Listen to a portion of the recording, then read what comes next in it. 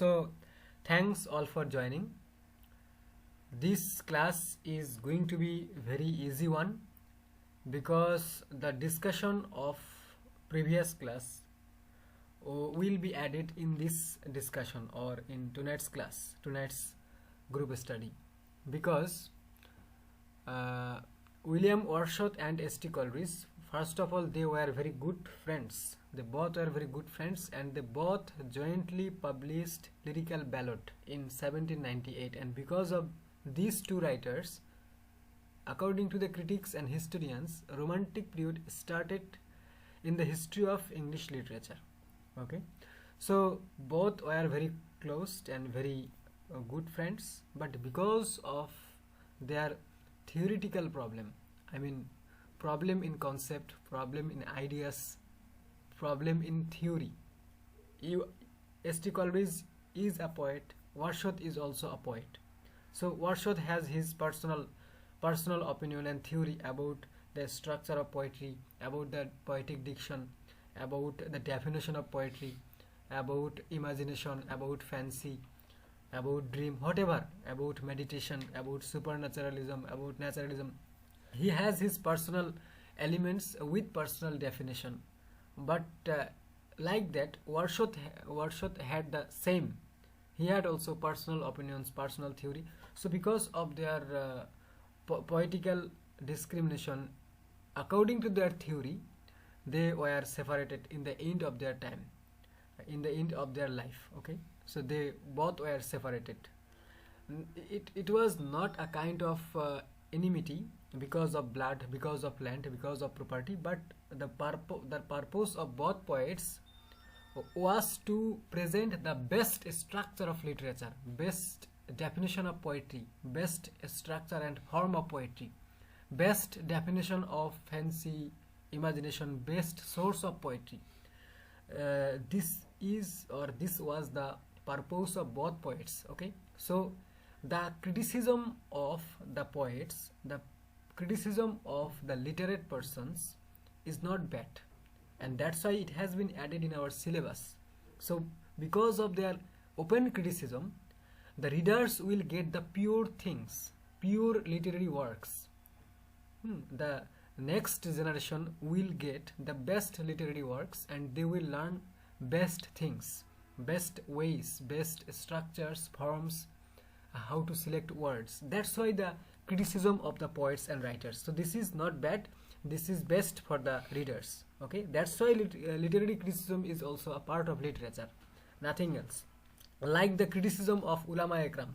So the criticism of Ulama Ikram is a kind of blessing for us, but we should not put our hand inside their क्या कहते हैं salwar. Okay, so it's their matter. So in this case, our tonight's questions from this book Biographia Literaria is, short questions are: what is the role of meter or rhyme in the composition of poetry? Describe Coleridge's views on fancy and imagination. What is Coleridge's objection to Wordsworth's selection of characters in his poems? How did Coleridge define a poem? What is meant by willing suspension of disbelief? The broad questions are: elucidate Coleridge's theory of poetry, discuss Coleridge's major objections to Wordsworth's poetry. Okay, so last two broad questions are very easiest, and you know that if you know the answer of these two broad questions, you will be able to write all short questions. So in this case, this is very easy one. So first, we learned last night or yesterday about the theory of William Wordsworth in the case of selection of words, in the case of meter, then rhyme scheme, then why he selected the incidents and situations from the life of common people.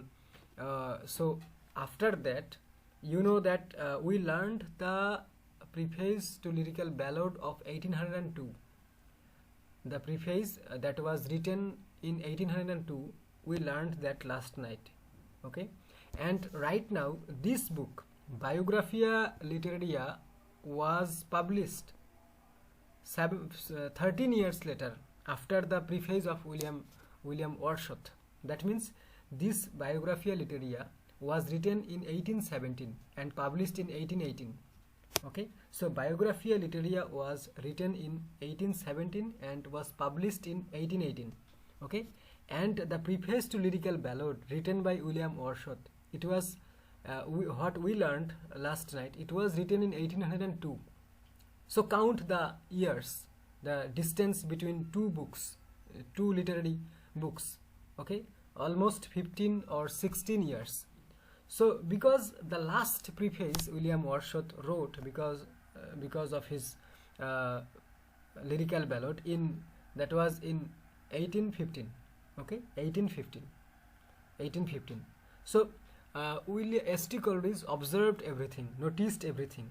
Okay, then after the last publication of a preface to Lyrical Ballad, William Wordsworth he thought that I should write a book about my poetic career, about my literary career, that how poetry came in my mind and what was its condition in my childhood, how it appeared in my heart, in my mind, in my fancy, in my imagination, in my meditation, and how I choose the supernatural element mainly along with the natural elements, how I use the mystic element, okay, and the you can say the subjectivity or personal feelings, and mainly the strong imagination, because S.T. Coleridge is the poet who used the strongest imaginative elements in his poetry.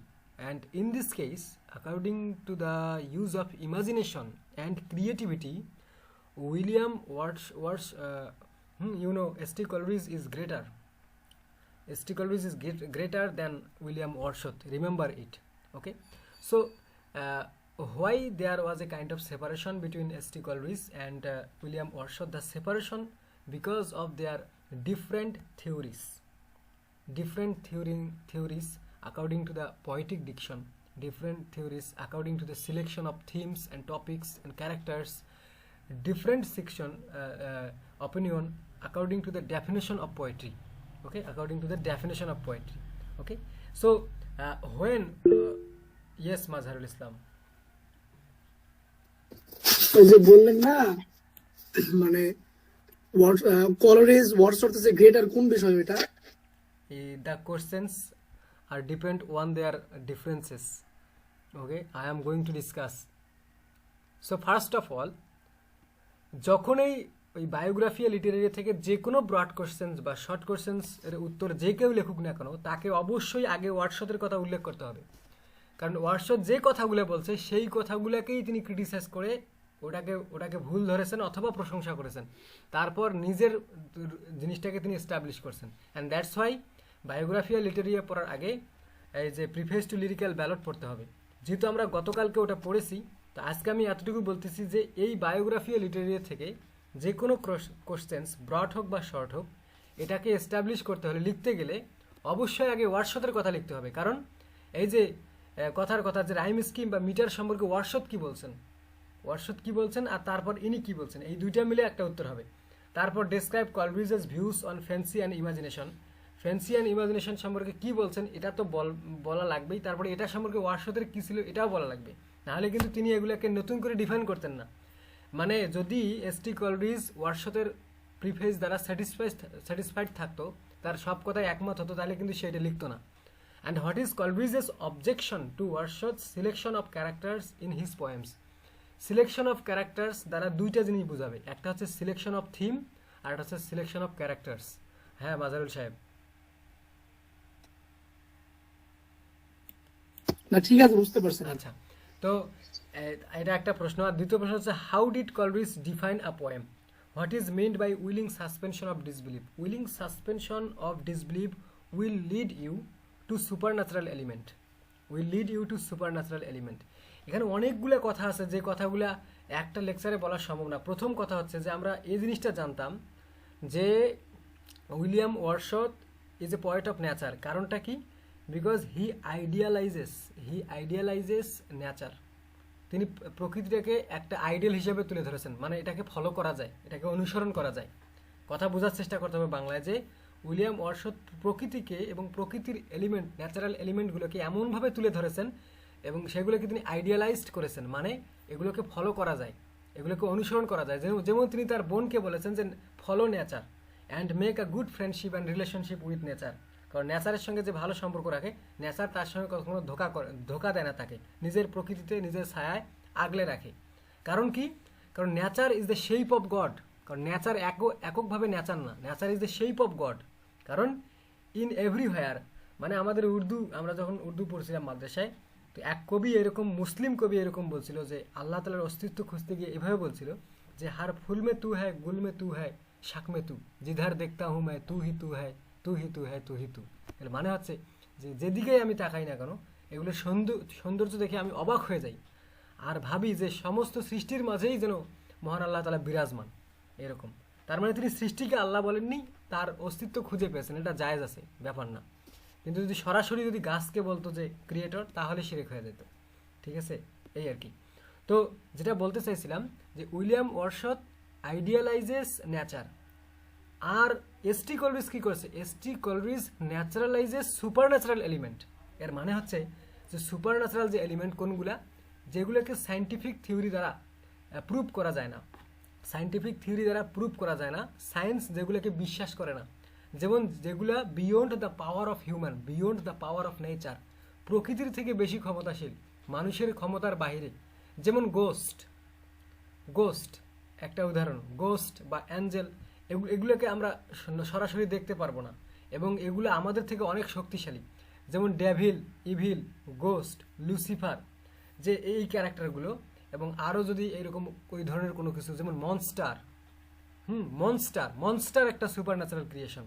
Monster, এই super natural যে element, এগুলো আগের সাহিত্য থেকেই আছে, কারণ Greek সাহিত্যেও মনস্টারের ব্যবহার ছিল, এলিজাবেথান যে এগুলাতেও সুপার ন্যাচারাল এলিমেন্ট ছিল। যাই হোক, তো এসটি কলরিজ কি করছেন? S T Coleridge he naturalises the super natural element. এর মানে হচ্ছে তিনি এই যে অবিশ্বাস্য যে এলিমেন্টগুলো আছে, যে ক্যারেক্টারগুলো আছে, যেগুলো মানুষের ধারণার বাইরে, মানুষের ক্ষমতার বাইরে, ধারণার বাইরে নয়, ক্ষমতার বাইরে, এবং সায়েন্টিফিক জিনিস দ্বারা যেগুলোকে প্রুভ করা যায় না, যেগুলোর কোনো স্পেসিফিক শেপ নেই, যেগুলোকে দেখা যায় না, বিশ্বাস করা যায় কোনো রকম।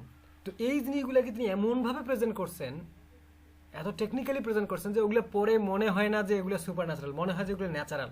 এই জন্য বলা হয় যে S T Coleridge naturalises the super natural element. আর কলরিজ কি করছেন? Coleridge idealises the natural elements. Coleridge নেচারকে এমনভাবে প্রেজেন্ট করছেন যেন সে একজন ব্যক্তির মতো, তাকে ফলো করা যায়, তাকে অনুসরণ করা যায়। আর যে এসটি কলরিজ তিনি কি করছেন? তিনি সুপার ন্যাচারাল এলিমেন্টগুলোকে এমনভাবে প্রেজেন্ট করছেন যেন এগুলো ন্যাচারাল এলিমেন্ট, মানে গাছপালা যেমন আছে এইরকম যেন গোষ্ঠও, এরকম যেন যে একটা মনে করো মনস্টারও যেন এরকম, এমনভাবে। কারণ কি? কারণ when we hear about the supernatural elements, about ghost, about Lucifer, about devil, we become afraid. We become afraid because of this terrible creation. But যখন আমরা এসটি কলরিজের কবিতাগুলো পড়বো এবং সুপারন্যাচারাল এলিমেন্ট পড়বো, আমরা আনন্দ পাবো। We will get pleasure and delight, we won't be afraid, আমরা ভীত হব না। কেন? কারণ তিনি এত টেকনিক্যালি ওই জিনিসগুলো ব্যবহার করছেন যেগুলো পড়তে পড়তে ভয় আসে না, আরও আনন্দিত হই। তার মানে ওগুলোকে ন্যাচারাল এলিমেন্ট মনে হয় এটা। তো কারণ কি? দেখো যে উইলিং মানে হচ্ছে ইচ্ছাকৃতভাবে, সাসপেনশন মানে সন্দেহ যে জিনিসটা থাকে, অফ ডিসবিলিভ যেটা অবিশ্বাস্য কোনো কিছু। এই টার্মটা এই ফ্রেজটা এটা শুধুমাত্র এসটি কলরিজের জন্য এটাকে সিলেক্ট করা হয়েছে, বা তিনি এটাকে সর্বপ্রথম বায়োগ্রাফিয়া লিটারেরিতে ইউজ করছেন, যে উইলিং সাসপেনশন অফ ডিসবিলিভ। এই কথাটার ব্যাখ্যা হচ্ছে এইরকম যে এমন একটা জিনিস যেটা অবিশ্বাস্য, কিন্তু প্রেজেন্টেশনের কারণে ওটাকেই তুমি বিশ্বাস করতেছো। মানে এই টার্মটার ব্যাখ্যা হচ্ছে এরকম যে উইলিং সাসপেনশন অফ ডিসবিলিভ। যে কবিতাকে কেন এসটি কলরিজ এগুলো ব্যবহার করছেন, এর কারণ হচ্ছে যে কবি তেনার ভাষ্য মতে, মানে according to ST Coleridge, the poetry should not be the easiest one. The poets should not use normal language or common language in poetry, because poetry has its dignity, its power, its level in the field of literature. You cannot use the common language in poetry, because if it's only common language in your poetry, so how you can call a poem? It's like prose, not poem. So that's why this is the difference between between the selection of words or language between William Wordsworth and S.T. Coleridge. So S.T. Coleridge said that the language of poetry should be lucid, perfect, eligible, but Wordsworth said that the language of poetry should be the language of common men, spoken by common people, spoken by common men and women, spoken by the people of rural area, so that they can easily read the poem and get pleasure and delight and can understand the message of the poet. This is the theory of Wordsworth. But the theory of S.T. Coleridge is no. So if the language of a poem is very easy one, so how you can call it a poem? The poem should be exceptional, or poetry should be exceptional. So you should not use common language. You should use poetic diction. That means perfect language, perfect word for your poem.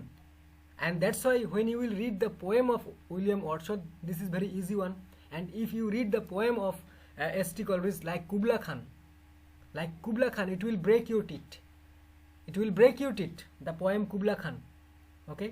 আমার মনে হয় না যে আমার ফ্রেন্ডদের মধ্যে কতজন Kubla খান আমাকে পড়ে বুঝাইতে পারবে, আমার মনে হয় না, আমার এটা বিশ্বাস হয় না কুবলা খান, ঠিক আছে? কারণ ওটার যে শব্দগুলো ইউজ করা হয়েছে সে আসলে ওটাকে কবিতা ভাবেই লিখছেন যে একটু কঠিন হবে, কবিতার নর্মাল হবে না।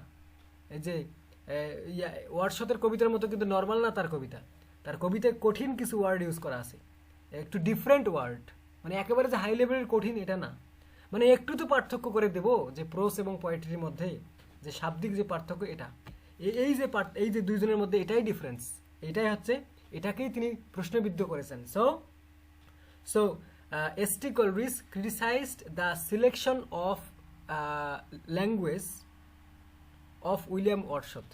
William Wordsworth said that the language of poetry should be the language of common men, spoken by men and women of rural area, rustic area, of countrymen. But S.T. Coleridge said that no, the language of poetry should be what can I say? Should be lucid, soft, perfect, eligible. Okay, so that we can call it perfectly a poem. Okay, otherwise there will be no difference between a prose work and a poetry or a poem. This is the criticism of S.T. Coleridge on the theory of William Wordsworth in the case of language selection. বুঝে আসছে? আর এই language সিলেকশনটাকেই বলা হয় poetic diction. পোয়েট্রির জন্য এটা হচ্ছে 1 number criticise, এটাকে তিনি ক্রিটিসাইজ করছেন। আচ্ছা, তারপরে হচ্ছে যে এই যে describe the Coleridge's views on fancy and imagination. দেখো যে ইমাজিনেশন আমরা সাধারণত কি কল্পনা, এটা আমরা জানি যে ইমাজিনেশন, এটা হচ্ছে ফ্যান্সিটাও কল্পনা, কিন্তু for the first time S.T. Coleridge made difference, or he makes difference between fancy and imagination. He make difference between fancy and imagination. তিনি বলছেন যে দুটা fancy and imagination both are the matter of mind and hearts. এই দুটা বিষয়ের, মন এবং হৃদয়ের ব্যাপার, fancy and imagination এগুলো থেকে আসে, কিন্তু এর মধ্যেও তিনি পার্থক্য ব্যবহার করতেন। অ্যান্ড তিনি বলছেন যে ইমাজিনেশন একভাবে কাজ করে আর ফ্যান্সি আরেকভাবে কাজ করে।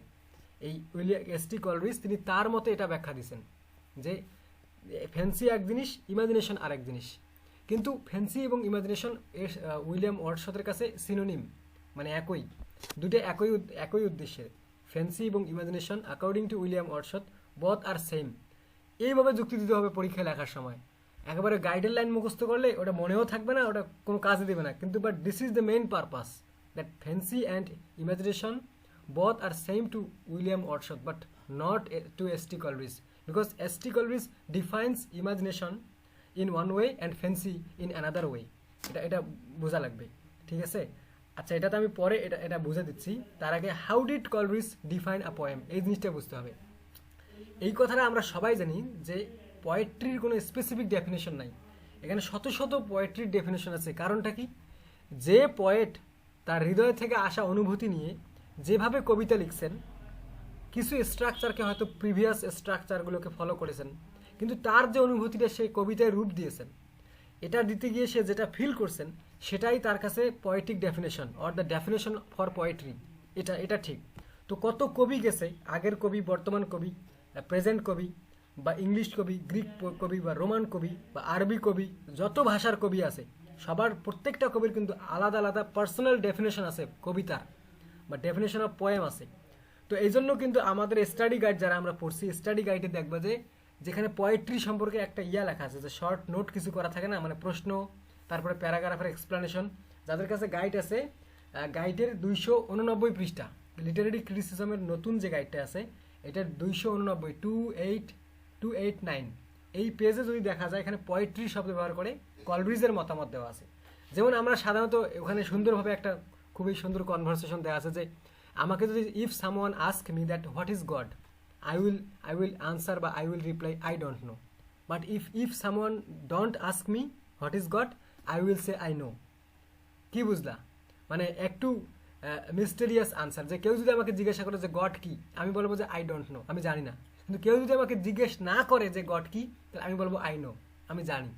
তো this is the definition of poetry is like that.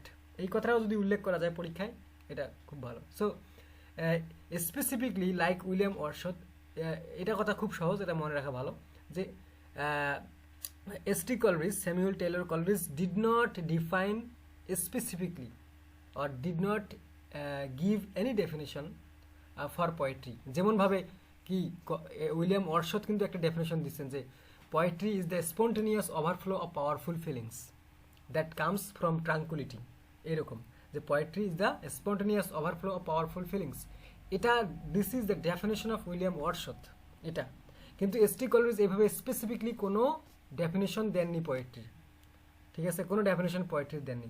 তবে poetry should be poetry, poetry should be perfect, and in order to make poetry perfect you need rhyme scheme, you need metre, you need poetic diction. This is the opinion of S T. Coleridge. আর আমরা তো এগুলো selection of language বা selection of poetic diction অথবা theme, এগুলোর ক্ষেত্রে আমরা কিন্তু গতকালকে ওয়ার্ডশতেরটা পড়ছি। তো প্রত্যেকটা কবি এবং তাদের থিওরিকে আলাদা করে যখন মানে ক্লিয়ারলি জানা যাবে, তখন আর প্রশ্ন উত্তর পড়া লাগবে না। যে কোনো প্রশ্ন আসলে তখন দুজনকে একখানে করে একটা ডিফার করে দেওয়া যাবে। যেমন আগে ওয়ারশথ কি বলছে, তারপরে ওইটার বিরুদ্ধে কলরিজ কি বলছে, যে ইটস নট রাইট, বা he is against the opinion of Coleridge, এভাবে এক্সপ্লেন করা যেতে পারে। তো আগে প্রিফেস টু লিরিক্যাল ব্যালট সম্পর্কে ধারণা থাকা লাগবে, যে সেম জিনিস সম্পর্কে ওয়ারশথ কি বলছেন। তার 15-16 বছর পর যখন বায়োগ্রাফিয়া লিটারেরিয়া লেখা হয়, তখন তিনি ওই ওয়ারশথের যেগুলো কথাকে তিনি মেনে নিতে পারেননি, ওগুলোর ওপর তিনি ক্রিটিসাইজ করছেন। যেমন এইখানে প্রশ্ন আছে 3 নাম্বার, যে হোয়াট ইজ কলরিজেস অবজেকশন আর আপত্তি to Wordsworth's selection of characters in his poem. দেখো, যে আমরা জানি যে ওয়ারশথ তার ক্যারেক্টারগুলো কোথা থেকে সিলেক্ট করছে রে, যে কমন লাইফ থেকে, অর্থাৎ রুরাল এরিয়া থেকে। যেমন তিনি কাউবয়ের কথা বলেছেন, তিনি শেফার্ডের কথা বলছেন, তিনি লুসি নামক একজন দ্য ডটার অফ নেচার, প্রকৃতির কন্যা লুসি, এরকম 5টা তিনি কবিতা লিখছেন। এবং তিনি ট্রিনটান অ্যাবের মতো কবিতা লিখছেন। তিনি যে এই যে বিষয়গুলো যে কবিতা লিখছেন, যে এগুলো তিনি রুরাল এরিয়া থেকে, এবং তিনি যে চাইল্ডহুড সম্পর্কে যে কবিতা লিখছেন, যে ইন্টিমেশনস অফ ইমর্টালিটি, এই কবিতাগুলোও কিন্তু চাইল্ডহুড কিন্তু আমাদের ম্যাক্সিমাম মানুষের কাটে গ্রামে, under the shadow of nature. এটা আমাদের সবারই হয়তো এরকম কাটছে। আর ইংল্যান্ডের এমন একটা জায়গায় এস.টি. কলরিজ এবং এই যে ওয়ারশথ, তারপরে সাউথি, এরা এমন একটা জায়গায় জন্মগ্রহণ করছেন যেটা হচ্ছে lake district of England. Lake district, এখানে প্রচুর লেক আছে, লেক প্রচুর আছে, প্লাস মাউন্টেনাস এরিয়া। এগুলো হচ্ছে পাহাড়ে ঘেরা, মাউন্টেনাস, মিডো মানে তৃণভূমি, গাছপালা, গ্রিন সব দিকে। এই জন্য তাদের কবিতাগুলো এত কিউট, এত সুন্দর।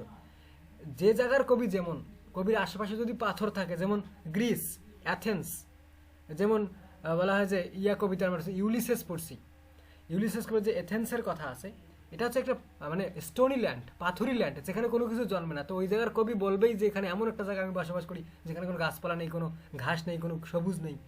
যে জায়গার কবি যেমন, তার পরিবেশটা যেমন, ওই রকমই। বগুড়ার দই ভালো, কারণ বগুড়ার ঘাস ভালো, গরুর দুধ ভালো, দই ভালো হয়। অন্য জায়গার দই ওরকম হয় না। তো এক একটা জায়গার এক রকম প্রভাব আছে। তো দুইজন কবি এবং সাউথি সহ, এবং এই যে কবির যে বোন, ওয়ারশথের বোন, যে কি নাম ওর, যেটাই হোক মনে পড়ছে, ডরথি, উইলিয়াম ডরথি, সেও কিন্তু কবি, লেডি কবি পোয়েটিস। তারও যে কবিতাগুলো ওই প্রকৃতি নিয়ে। তো কথা হচ্ছে যে উইলিয়াম ওয়ার্ডসওয়ার্থ প্রকৃতি, যেহেতু সে নেচারকে আইডিয়ালাইজ করছেন, তো that's why under the nature যে সমস্ত মানুষ বসবাস করে এবং প্রাণী বসবাস করে তাদেরকে তিনি ক্যারেক্টার এবং থিম হিসেবে সিলেক্ট করছেন। কেন? তার একটা এটাও উদ্দেশ্য ছিল যে হি ওয়াজ ইনফ্লুয়েন্সড বাই ফ্রেঞ্চ রেভলিউশন। এগুলো অনেক উদ্দেশ্য ছিল। তো যদি বক্তব্য দিতে বলে তাহলে অনেক কথা বলা যাবে এই প্রশ্নের উপর। আর যদি পরীক্ষায় লিখতে বলে, প্রশ্নের উত্তর লিখতে বলে, তাহলে যা না লিখলে নয়, অল্প কথায়, লং সেন্টেন্সে হোক বা অল্প কথায় বুঝে দেওয়া যায় এরকম করে লিখতে হবে। এটা টেকনিক আমাদেরকে ইউজ করা লাগবে। কারণ বললে অনেক কথা বলা যাবে, আবার এক সেন্টেন্স বা দুই সেন্টেন্সে শর্ট করেও কমা কমা ব্যবহার করেও এই কাজটা করা যাবে। এটা করা যাবে, কিন্তু এইটা করতে হবে আমাদেরকে, কারণ অতগুলো লেখা যাবে না। আর আর যেহেতু কলরিজ যেহেতু কবিতাকে একটা উঁচু আসনে দেখতে চায়, একটা ডিগনিটির জায়গায়, প্লেস অফ ডিগনিটি, সম্মানের জায়গায়। কারণ কবিতা, poetry is the source of knowledge. এটা বলা হয় যে poetry is the source of knowledge. If you need knowledge or the house of knowledge, read poetry. This is the opinion of Francis Bacon. Francis Bacon said that if you would like to learn so many things within a short span of time, read poetry. তার মানে পোয়েট্রিতে knowledge থাকে এবং অল্প কথায় অনেক কিছু থাকে। যে পোয়েট্রিতে টার্ম ব্যবহার করা হয়, যে টার্ম তোমার কাছে ডেসক্রিপশন বা ইলাবোরেশন দাবি করে। কবিতার যে লাইনগুলো, একটা লাইনের ওপর আধা ঘন্টা 1 ঘন্টা কথা বলা যেতে পারে। তো কবিতা, দ্যাটস ওয়াই কবিতা or poetry is the source of knowledge. এটা হচ্ছে যে পোয়েট্রিটা for the sake of people, for the sake of the knowledge of public or the readers. আর যেই কবিতাগুলো হচ্ছে for the sake of love, ভালোবাসার ক্ষেত্রে যেই কবিতাগুলো, এই কবিতাগুলো হচ্ছে যে mother of lies. Poetry is the mother of lies according to Plato, the teacher of Aristotle. বোঝা লাগবে যে কোন কবিতাটাকে বলা হচ্ছে মাদার অফ লাইস আর কোন কবিতাটাকে বলা হচ্ছে যে সোর্স অফ নলেজ। এখন এই প্রেমের কবিতা তো মাদার অফ লাইস হবে, যে I can bring the moon for the sake of your লাভ। তোর 14 গোষ্ঠী তো মুনে যায় না, তুই ব্রিং করে নিয়ে আসবি কিভাবে? তো এটা হচ্ছে মিথ্যা কথা। এই জন্য প্লেটো বলছেন যে in this case Plato told that poetry is the mother of lies. সব মিথ্যা কথা, এটা ঠিক কথা কিন্তু। মানে যেটাই রোমান্টিক পোয়েট্রি, মানে রোমান্টিক বলতে যেটা which speaks or talks about love, about the field of love, এটা এগুলো মিথ্যা কথা সব। ওই যে হাইপারবোল টাইপারবোল এগুলো ব্যবহার করে অবস্থা খারাপ। তো যাই হোক, এসটি কলরিজেস অবজেকশনের মধ্যে এই যে এখানে যে স্পেসিফিকভাবে আছে যে ক্যারেক্টারের ক্ষেত্রে তিনি কোন অবজেকশন করেন। তো আগে তোমাকে এটা তুলে ধরতে হবে যে ওয়ার্ডসওয়ার্থ কিভাবে এবং কেন তিনি কমন ক্যারেক্টারগুলোকে গ্রহণ করলেন। তারপর তুমি পরে যে কলরিজের ব্যাপারে যে কথাটা বলবা, ওটা 2-3টা কথা বলে দিবা যে এইটার বিরুদ্ধে এটা এইভাবে বলে দিয়েছেন। তো তিনি কবিতাকে একটা উঁচু আসনে দেখতে চেয়েছিলেন। দ্যাটস ওয়াই তিনি ইউনিক জিনিস, যেমন সব কিছু ন্যাচারাল না, সুপার ন্যাচারাল, যেমন willing suspension of disbelieve, super natural element তিনি ব্যবহার করছেন। যে এমন কথা লিখছেন যেটা অবিশ্বাস্য, কিন্তু মানুষকে তিনি বিশ্বাস করাইছেন যে এটা বিশ্বাসযোগ্য। কারণ হি naturalises the super natural element, যেটা বিশ্বাস করা যায় না, মানা যায় না, যেটার কোনো যুক্তি নাই, মানুষের ক্ষমতার বাইরে, ওটাকে এমনভাবে ইউজ করছেন টেকনিক্যালি, মনে হচ্ছে যে এটাও ন্যাচারাল এলিমেন্ট। এটাকেই বলা হচ্ছে কিন্তু উইলিং সাসপেনশন অফ ডিসবিলিভ। বুঝতে পারছি? যেমন এই যে মনে করো যে কুবলা খানে আছে, তারপরে ওই যে রাইম স্কিমে আছে, Rime of the Ancient Mariner, এগুলোতে কিন্তু আছে। আর যখনই উইলিং সাসপেনশন অফ ডিসবিলিভ এই কথাটা আসবে, তখনই আমাদের মাথা চলে যাবে কলরিজের দিকে। আর যখন আসবে যে হিলিং পাওয়ার অফ নেচার বা প্যান্থেইজম, তখন আমরা ওয়ার্ডসওয়ার্থের দিকে চলে যাব। হিলিং পাওয়ার অফ নেচারটা কি? যে প্রকৃতি আমাদেরকে ডিলাইট দিতে পারে, আনন্দ দিতে পারে। The nature can reduce our pain and depression. এই জন্য তো আমরা পার্কে যাই, এই জন্য তো আমরা ভিন্ন জগৎ বা স্বপ্নপুরী যাই, যেখানে ন্যাচারাল সাইড আছে, বা লেকের পাড়ে যাই অথবা সি বিচে যাই, কারণ ওটা ন্যাচারাল এরিয়া, ওটা আমাদেরকে মুড ভালো করে দিবে। বা আকাশ দেখি, চাঁদ দেখি, এগুলো ন্যাচারাল এরিয়া, মুড ফ্রেশ করে দিবে। এটা হচ্ছে the power of nature, this is called healing power. আর এটা হচ্ছে কি প্যান্থেইজম হচ্ছে লাইক রিলিজিয়াস ফেইথ। কীরকম? যে the existence of god is mixed everywhere, যে গডের অস্তিত্ব সবখানে মিশে আছে। In the round ocean, in the blue sky, in all nature's, in everywhere, in all flowers, in the round ocean, in the fountain, in the mountain, সব জায়গায় গডের existence রয়েছে। এই যে একটা বিশ্বাস, তারপরে গড ইজ এভরিহোয়ার, এই যে একটা বিশ্বাস যে প্রকৃতির সঙ্গে গড মিশে আছে, এইটাকে বলা হয় প্যান্থেইজম। আর প্যান্থেইজম, হিলিং পাওয়ার অফ নেচার, এই শব্দগুলো আসলেই উইলিয়াম ওয়ার্ডসওয়ার্থের দিকে চলে যাবে। আর একটাই মাত্র টার্ম যে উইলিং সাসপেনশন অফ ডিসবিলিভ, এই কথাটা যখন আসবে, এই কথাটা মনে করার সঙ্গে সঙ্গে সুপারন্যাচারাল এলিমেন্ট মাথায় নিয়ে আসতে হবে, প্লাস এটা এসটি কলরিজের দিকে যাবে। কারণ কবিতা যদি একটু ভিন্নই না হলো, শুধু নেচার নেচার নেচার, শুধু এটা ওটা ওটা, তাহলে তো হবে না। এই that's why ST Coleridge used supernatural element along with natural element, and this is the difference between the selection of characters in the poems of William Wordsworth and William and S.T. Coleridge. বুঝতে পারছো?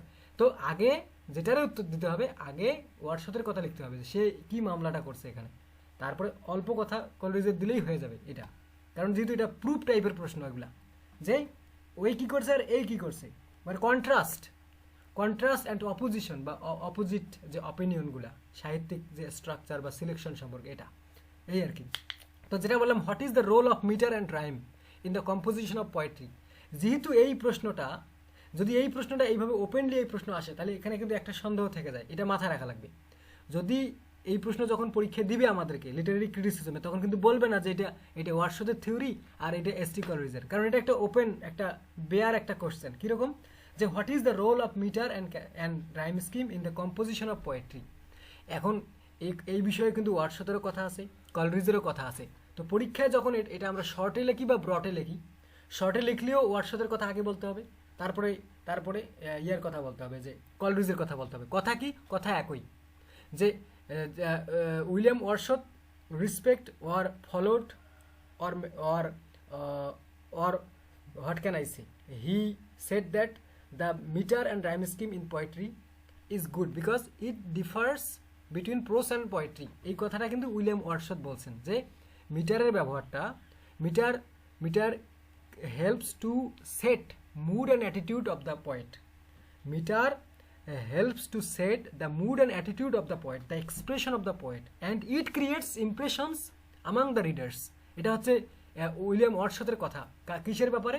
The use of metre and rhyme স্কিমের ব্যাপারে। এই কথাটাকে শুধুমাত্র Coleridge প্রশংসা করছেন, মানে এটাকে ক্রিটিসাইজ করেননি।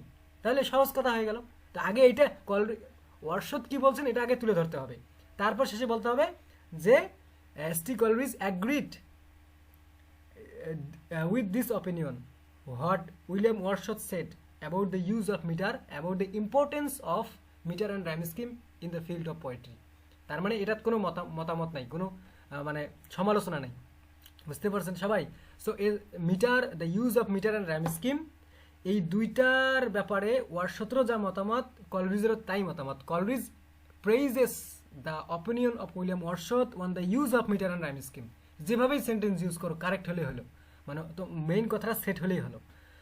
অ্যাক্টিভ সেন্টেন্স হোক আর প্যাসিভ সেন্টেন্স হোক, যেটাই হোক, তাহলে এটাও ক্লিয়ার হয়ে গেল। তাহলে what is the role of metre or rhyme scheme in the composition of poetry, কালকে যা শিখছি ওইটাই শেষে আজকে লাগাই দেবো, যে S T Coleridge praises the opinion of or the theory or idea or concept of William Wordsworth regarding the use of meter and rhyme scheme in poetry, in the composition of poetry, যেটাই হোক, ঠিক আছে। আর এটা হচ্ছে character সিলেকশনের ক্ষেত্রে গেল, যে definition of define, how did Coleridge define a poem. এটা তো এই কথাটা বইয়ে গাইডে যেমন দিচ্ছে, এই সুন্দর কথাটা বলা যায় যে আসলে কিছু জিনিসের স্পেসিফিক কোনো ডেফিনেশন হয় না। এই হয় না, দ্যাটস ওয়াই এসটি কলরিজ কোনো স্পেসিফিক ডেফিনেশন দেননি, বরং তিনি যেটা বেস্ট হয়, যেটা ভালো হয় সেটাকে তিনি সাপোর্ট করেছেন। কলরিজের মতো একক কোনো ডেফিনেশন দেননি, কলরিজেরটা মানে ওয়ার্ডসওয়ার্থের মতো কোনো একক ডেফিনেশন দেননি, কারণ ওয়ার্ডসওয়ার্থ নিজের কবিতা নিজের থিওরি নিয়ে ব্যস্ত, সে তোমারটাও কখন ফলো করবে। এদিকে কলরিজ রেসপেক্ট করছে, যেটা আসলেই এলিজেবল পারফেক্ট সেটা আমি নেব, ওটা ফলো করি আমি, সেটা যারাই হোক, কলরিজের হোক বা বায়রনের হোক, যেটাই হোক না কেন এটা। তো এই যে ইলুসিডেট কলরিজেস থিওরি অফ পোয়েট্রি, এই যে ব্রড কোশ্চেন্সটা, সব ব্রড কোশ্চেনের অ্যান্সার যে 6 পৃষ্ঠা হবে, 7 পৃষ্ঠা হবে, 8 পৃষ্ঠা হবে, ইটস রং। সবগুলো বড় 10 মার্কের প্রশ্নের উত্তর যে 6 পৃষ্ঠা লিখতে হবে, 5 পৃষ্ঠা লিখতে হবে, 8 পৃষ্ঠা লিখতে হবে, এটা সম্পূর্ণ ভুল কথা। প্রশ্নে যা চায়, যদি এখানে থিওরিযুক্ত কথা আসে, তাহলে এখানে 4 পৃষ্ঠায় এনাফ, 4 পৃষ্ঠা বা 3 পৃষ্ঠা যতটুকু হয় এটাই এনাফ। অতিরিক্ত লিখলে নাম্বার দেবে না, ভেরি সিম্পল। যেখানে ওয়াশ করতে বলছে সেখানে ওয়াশ করবা, যেখানে শুধু থিওরি লিখতে বলছে বা স্ট্রাকচার বা রুল লিখতে বলছে বা কন্ট্রাস্ট বা কন্ট্রারি বিষয়গুলো প্রেজেন্ট করতে বলছে, এগুলো তখন সেগুলো লিখতে হবে। সব ব্রড কোশ্চেনের উত্তর বরাবর বা গড় হিসাব করে পৃষ্ঠা গোনা যাবে না, এটা মনে রাখতে হবে। কিন্তু দ্বিতীয় যে ব্রড কোশ্চেনটা আছে এবার এটা আসতে পারে, কিন্তু এটা আসতে পারে, এটা সবাই একটু মনোযোগ দিলে ভালো, যে discuss Coleridge's major objections to ওয়াটসস পোয়েট্রি। মেজর অবজেকশনগুলো কি কি, তাহলে মনের যদি যে কটা অবজেকশন আছে এটা যদি মনে রাখো অবজেকশনগুলো, তাহলে ওগুলোকে প্যারা প্যারা ব্যাখ্যা করা যাবে। যেমন যে প্রথম হচ্ছে যে সিলেকশন অফ ক্যারেক্টার্স, এটা তারপরে হচ্ছে যে সিলেকশন অফ ক্যারেক্টার, তারপরে সিলেকশন অফ থিম, তারপরে সিলেকশন অফ পোয়েটিক ডিকশন, তারপরে সিলেকশন অফ ল্যাঙ্গুয়েজ, এই যে 4টা হয়ে গেল। তারপরে হবে কি the use of metre and rhyme, যদিও এটার কোনো ইয়া নাই কিন্তু দুটো একটু ঢুকে দিতে হবে, এটা দিয়ে দিলে বাট শেষে আলোচনা করে দেবে যে এরকম। এবং ইন্ট্রোডাকশনটা হবে কি, ইন্ট্রোডাকশনটা এইভাবে হবে যে এই দুইজন মিলে যদিও এটা পাবলিশ করেন কিন্তু রোমান্টিক কবিতা সম্পর্কে, স্ট্রাকচার সম্পর্কে, পোয়েটিক ডিকশন সম্পর্কে যেইগুলা ফ্রেজকে প্যারাগ্রাফ অনুযায়ী এক্সপ্লেন করবো নিচে, আর প্রত্যেকটার হেডিং থাকবে ইন্ট্রোডাকশনে।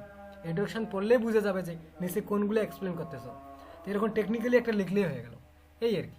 তো এই যে শেষের যে ব্রড কোশ্চেনটা, এইটার আলোচনায় উপরে সবগুলোর আলোচনা অলমোস্ট, ঠিক আছে। আর এখানে ফ্যান্সি আর ইমাজিনেশনের ব্যাপারে একটা দেখলাম যে একটা হার্টের সঙ্গে রিলেটেড, একটা হচ্ছে মাইন্ডের সঙ্গে রিলেটেড, যে একটা জিনিস আমি দেখলাম পরবর্তীতে ওই জিনিসটাকে ইমাজিন করলাম, ওইটা হচ্ছে ইমাজিনেশন, ঠিক আছে। একটা জিনিস দেখলাম এবং পরবর্তীতে ওই জিনিসটাকে আমি খেয়াল করলাম, ওইটা হচ্ছে ইমাজিনেশন। এখানে সংক্ষিপ্ত কিছু কথা লিখছে, বেশি কিছু লেখা না, এই যে ফ্যান্সি এবং ইমাজিনেশন এখানে দিছে যে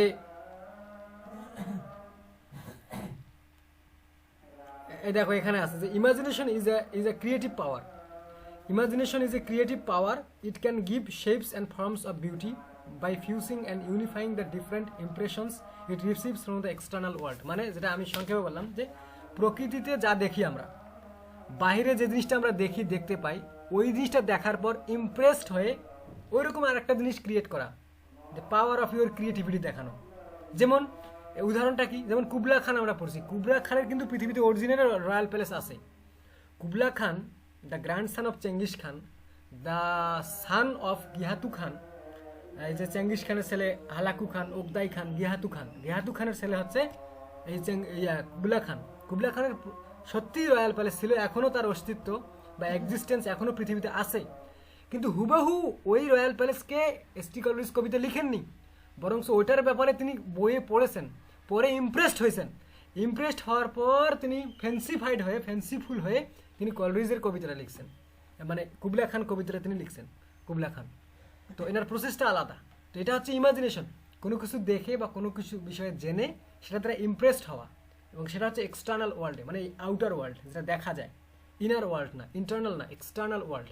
এটাতে কোনো কিছু দেখে, কোনো অ্যাক্টিভিটিস দেখে ইমপ্রেসড হওয়ার পর তোমার পেন্সিভ মুডে তুমি ওইটার উপর কবিতা লিখবা, তোমার ক্রিয়েটিভিটি দেখাবা। This is imagination according to S T. Coleridge.